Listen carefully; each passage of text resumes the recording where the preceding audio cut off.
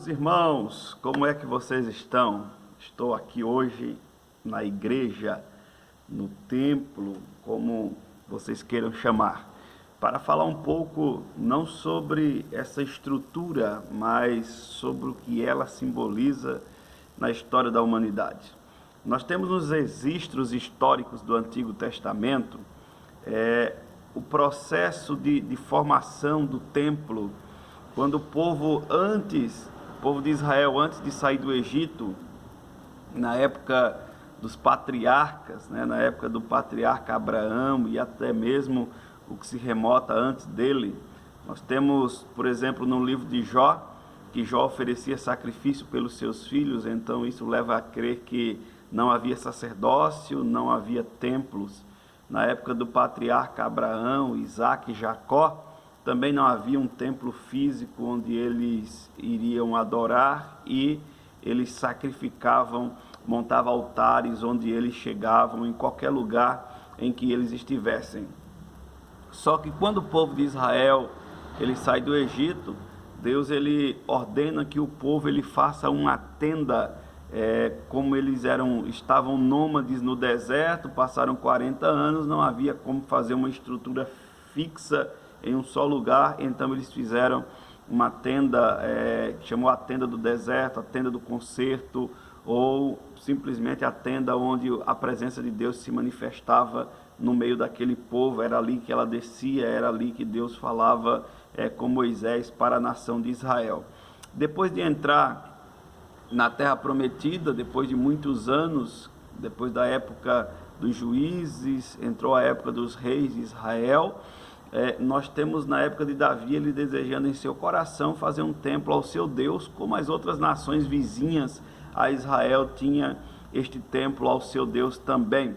Então, Davi proposita em seu coração, Deus disse que ele não fará, porém Salomão fez este templo ao Senhor, como a casa, o lugar de habitação do nosso Deus, embora sabemos que Deus ele já dizia que não habitava em templos feitos por mãos humanas, mas aquele lugar era o lugar onde a presença de Deus se manifestava. Ali havia a Arca da Aliança e diversas outras coisas aconteciam dentro daquele templo que Salomão ergueu. O que é que eu quero falar com isso, meu amado? É que o templo ele sempre foi um objeto primeiro em que o povo acreditava que o seu Deus morava ali.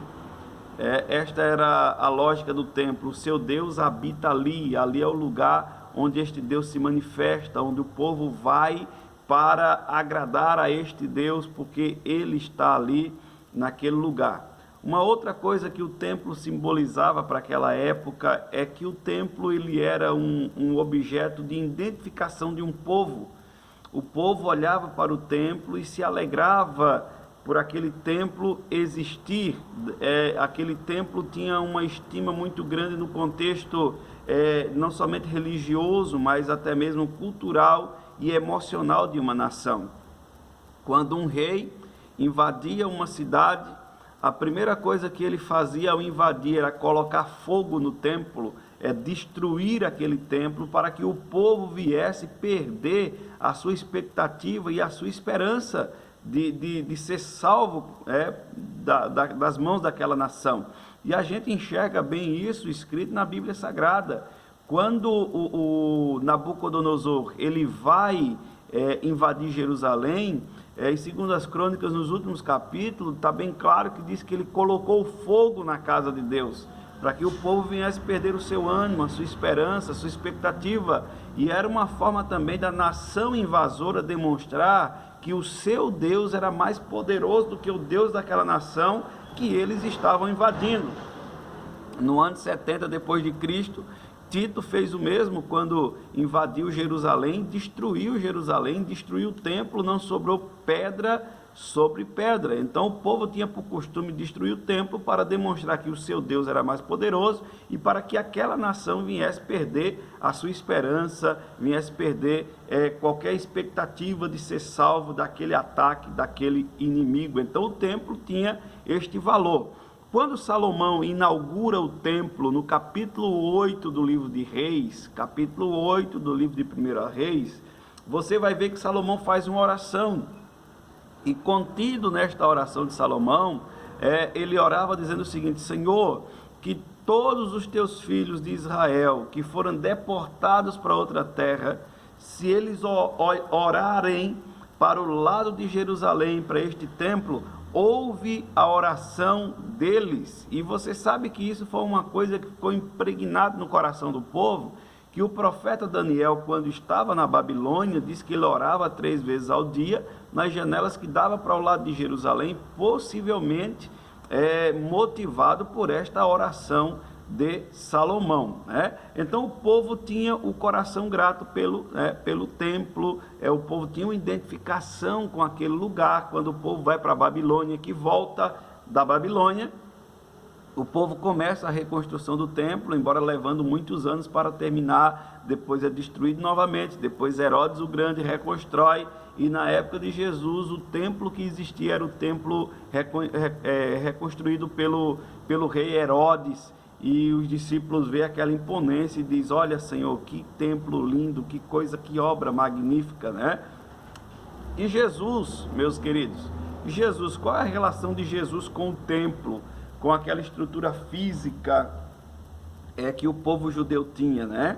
Jesus também tinha uma identificação com aquele lugar, porque corriqueiramente você lê que Jesus estava ou no templo ou na sinagoga, ensinando as pessoas a respeito do reino de Deus.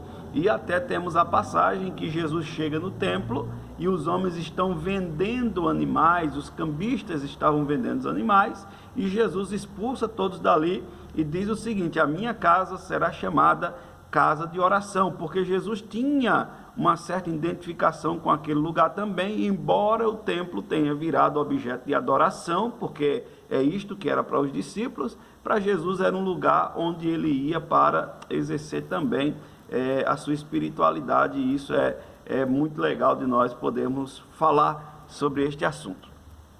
Outra coisa também, depois de Jesus, nós temos os discípulos que ainda se reuniam no templo para orar, para ensinar e para partir o pão, e também de casa em casa. Então, quando as pessoas dizem: os discípulos eles não fundaram templos, na realidade os discípulos iam para o templo que eles estavam acostumados a ir, que era o templo que também os judeus exerciam a sua fé. Com o passar dos dias, no capítulo 4 em diante, capítulo 3, versículo 1, diz que um aleijado estava na porta do templo, Pedro e João foram lá, em nome do Senhor curou ele, e foram expulsos dali.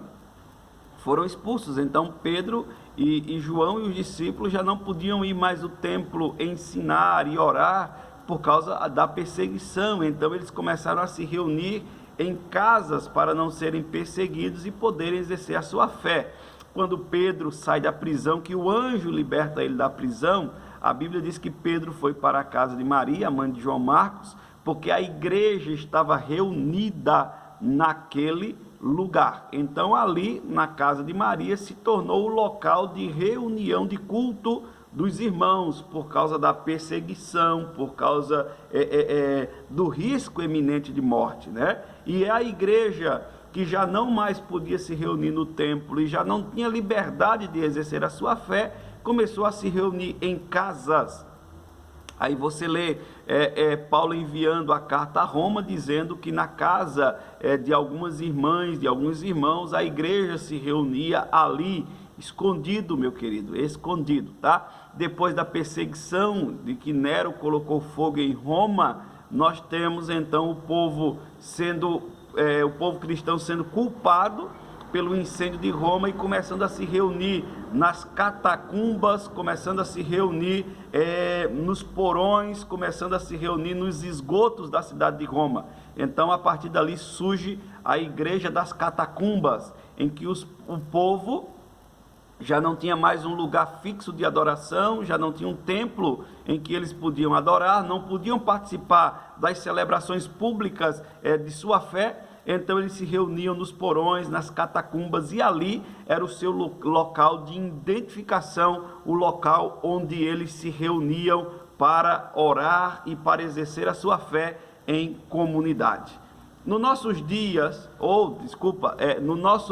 depois dessa situação, no ano 300, a partir do ano 300, 315, 325, com a conversão de Constantino, nós temos o cristianismo como a religião oficial do Império Romano, e a partir daí então começou a se exercer a fé de uma maneira mais livre, e começou-se a se construir templo.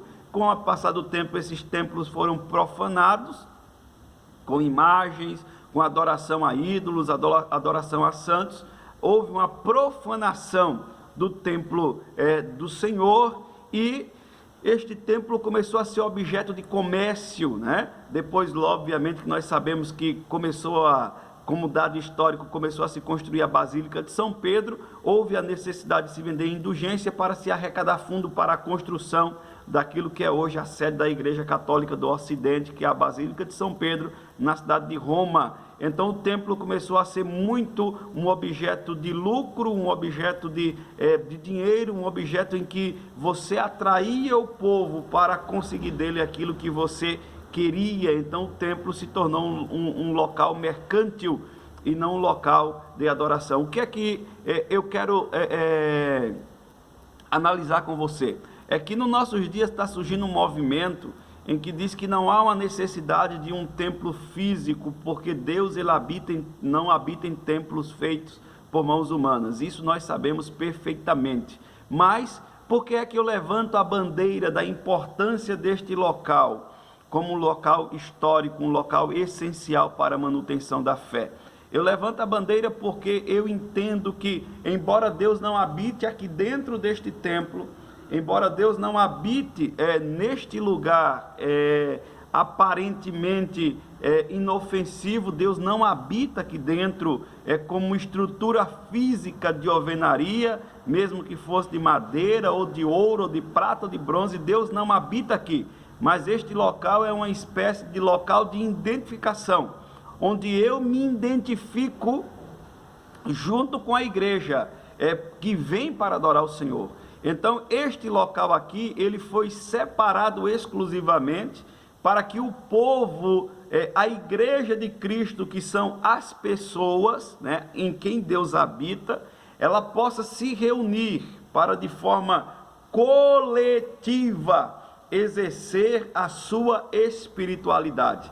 Este local é essencial porque ele facilita algumas coisas, e a facilitação deste local primeiro, um local em que o povo vem para estar em comunidade. Então ele coopera com a unidade da igreja, que são pessoas. Este local, ele coopera com a unidade da igreja, que são as pessoas. As pessoas aqui se encontram, é aqui que os filhos se encontram para estarem juntos, e isto coopera com a unidade. Se este local não existisse, dificilmente nós conseguiríamos reunir 100, 200, 300 pessoas em uma casa para estarem em unidade de adoração ao Senhor. Segunda coisa muito importante é que este local aqui, ele é um local onde o povo de Deus ele tem a oportunidade de exercer também a mordomia cristã. Cada um aqui exerce o seu dom, o seu talento, e aqui nós oportunizamos, nós oportunizamos as pessoas, o privilégio dessas pessoas poderem potencializar os seus dons e os seus talentos para serem usados no reino de Deus em qualquer lugar que eles estiverem. Outra coisa importante com relação a este lugar, templo físico, é a oportunidade que as pessoas têm de estarem em um quartel-general. É neste quartel aqui onde as pessoas se reúnem para recobrar as energias, e aqui eles são preparados, eles são esmerados, a saírem a este mundo para poderem conquistar ele para Jesus. Outro fator importante em que esta casa é importante é que aqui nós temos a oportunidade de trazermos os irmãos para que estes irmãos possam ser ministrados para o Senhor. é um pouco mais difícil você pregar uma mesma palavra em 20, 30 lugares diferentes, mas aqui neste lugar, quando se reúne mais pessoas, você consegue transmitir a mensagem a mais pessoas possíveis. Então essas pessoas são ministradas, são consoladas, são edificadas, e estas pessoas, elas saem daqui, todas elas, com uma palavra que muda a sua história. Outra coisa importante deste lugar existir, desta casa estar de porta aberta, é que aqui o pecador, quando olha para a porta aberta dessa estrutura, ele sabe que aqui irá encontrar pessoas que terão uma palavra que vai mudar a sua vida. Não há sacralização na estrutura física, mas também não podemos banalizar um lugar que tem um funcionamento essencial para a sociedade. Entendeu? Nós não podemos endeusar ou sacralizar este ambiente, mas nós não podemos banalizar um local que tem uma importância tão relevante para a nossa sociedade. E este lugar é o lugar em que nós estamos reunidos para podermos dar uma resposta para a nossa sociedade. É aqui que traçamos projetos, é aqui que traçamos metas, é aqui que nós oramos, é aqui que nós nos dedicamos ao nosso Deus, para que Deus venha nos ajudar coletivamente a darmos uma resposta satisfatória para uma sociedade que está perdida nos seus delitos e pecados. Então a porta deste templo aberto, a porta desta casa aberta, ela é o sinal de esperança para um povo perdido, não porque este lugar é santo, mas porque neste lugar tem pessoas santificadas que têm a resposta para a vida dessas pessoas. Então, é normal você ouvir testemunhos de pessoas que dizem o seguinte: eu entrei naquela igreja de um jeito e saí de outro. Eu não quero que você compreenda mal isso, mas não foi o ambiente que a transformou, mas o propósito que este ambiente tem. As pessoas que aqui se reúnem, elas se reúnem com um objetivo específico. Dentro deste lugar tem problemas? Tem, porque as pessoas que estão aqui são problemáticas. Muitas vezes tem problema na liderança, e eu, como pastor, também me coloco, porque não sou homem perfeito. Então tem problemas em uma liderança? Tem problema em pessoas? Tem problema em pessoas com problemas relacionais, casais com problemas relacionais, jovens com problemas relacionais, pessoas com problemas com drogas, com prostituição, pessoas com problema com pornografia. Aqui tem uma série de problemas, porque pessoas estão aqui reunidas. Não teria problema nenhum se não houvesse ninguém aqui, porque o ambiente em si não tem problema, mas as pessoas que se reúnem têm problema.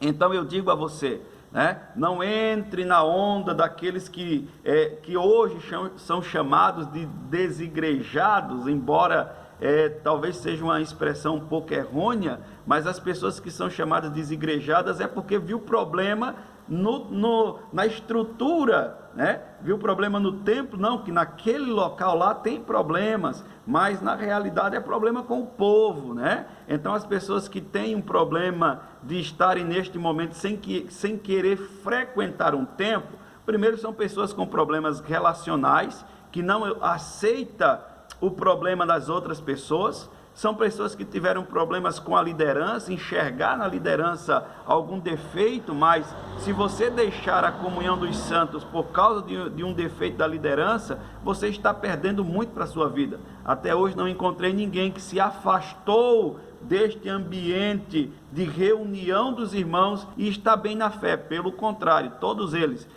geralmente não oram, não leem a palavra, não exercem a sua fé com liberdade. Então, meu querido, não há santidade no templo, não há sacralização na estrutura física, mas essa estrutura representa, essa estrutura, ela nos traz a ideia de que aqui se reúne um povo que adora ao Senhor, e aqui há uma porta de esperança para o pecador que precisa ser salvo.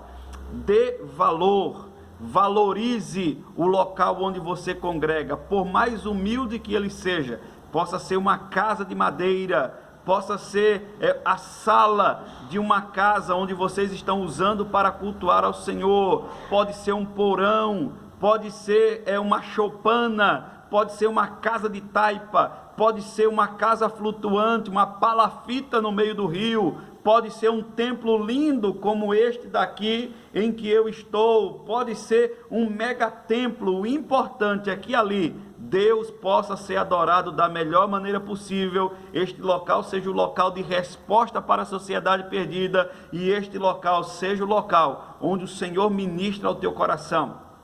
Aquela localidade ali, ela é o local onde você se identifica. Eu tenho o privilégio de congregar, de servir a Deus e de estar com meus irmãos na Assembleia de Deus da cidade de Rio do Sul, no templo sede. E nós temos outros espalhados pela cidade. Em que local você está? Quem sabe você está em uma simples congregação da Assembleia de Deus no interior do Brasil. Quem sabe você está em um templo simples da Assembleia de Deus em qualquer outra cidade capital do nosso país, em um templo grande. Quem sabe você está numa igreja batista, em uma localidade, numa igreja congregacional. Quem sabe você está numa igreja visão missionária, presbiteriana. Quem sabe você está em alguma congregação espalhada por este Brasil e por este mundo. Valorize esta congregação. Defeito, a reunião dos santos nesse lugar possivelmente terá, mas valorize, porque é neste lugar que você se identifica, que você é ministrado, que você é abençoado. É neste lugar que você tem a oportunidade de exercer a sua fé, de exercer a sua adoração em comunidade e sair dali para fazer a diferença neste mundo que jaz em trevas, que jaz no maligno. Que Deus abençoe e espero que tenha ajudado você com relação à importância desta casa, com relação à importância deste lugar em que nós chamamos de igreja, embora compreendamos que a igreja somos nós que nos reunimos aqui, deste lugar que nós chamamos de templo, embora sabemos que o templo do Espírito Santo somos nós, mas esta casa continua sendo a casa de oração, o local onde nós nos identificamos. Deus abençoe, meu irmão, a paz do Senhor.